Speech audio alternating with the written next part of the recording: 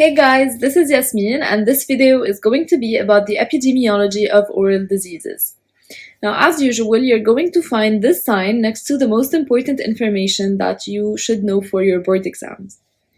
So we're going to start by defining epidemiology. Epidemiology is the study of the determinants and the distribution of different oral diseases. And in order to study those, we're going to use quantitative measurements. These measurements are really important, and they are four. The first one is the DMFT, the second one is the gingival index, the third one is the periodontal index, and the fourth one is simplified oral hygiene index. And all these measurements are going to give you the prevalence of a disease in a certain population. Now, before we move on, I just want you to note something, and this is that the DMFT is actually an irreversible measurement, while the gingival index